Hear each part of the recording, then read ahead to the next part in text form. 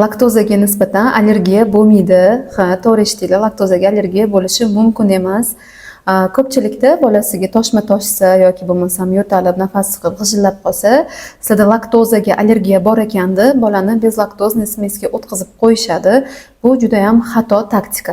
Kelinglar o'zi laktoza nimaligini bilib olaylik birinchi. Laktoza bu sut tarkibidagi shakar, ya'ni uglevod. Uglevodlarga nisbatan bizning immun tizimimiz reaksiya qilish qobiliyatiga ega emas. Immun tizimimiz faqat oqsillarga reaksiya qiladi. Allergiya bo'lsa bu immun mexanizm, immunologik reaksiya hisoblanadi. Ya'ni qaysidir oqsillarga nisbatan o'zgargan javob reaksiyasi hisoblanadi. Ya'ni uglevod bo'lgani uchun laktoza unga immun tizimimiz reaksiya qila olmaydi va unga allergiya bo'lishi ham mumkin emas. Laktozani hazm qila olmaslik holati bo'lishi mumkin. Bunda ichaklarda laktaza degan ferment shu laktozani parchalab berish kerak bo'ladi.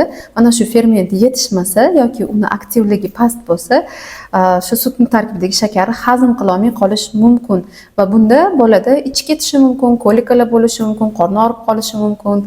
Mana shunaqa namoyon bo'ladi, lekin yo'tal bilan va toshmalar bilan u namoyon bo'lmaydi.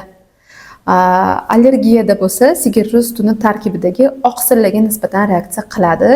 Bu oqsillar kazein, alfa-laktalbumin, beta-laktoglobulin kabi oqsillar bo'lishi mumkin. Ularga nisbatan immun javob qaytaradi va uni simptomlari bo'lishi mumkin.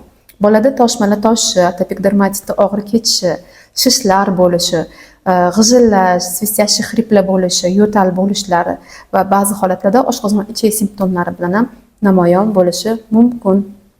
Afsuski, sigir suti oqsillariga allergiya bo'lganda bezlaktozniy smes berganinglar befoyda.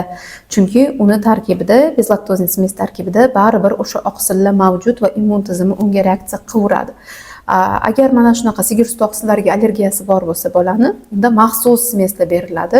Chuqur gidrolizlangan yoki bo'lmasam aminokislotali smeslar berish tavsiya qilinadi.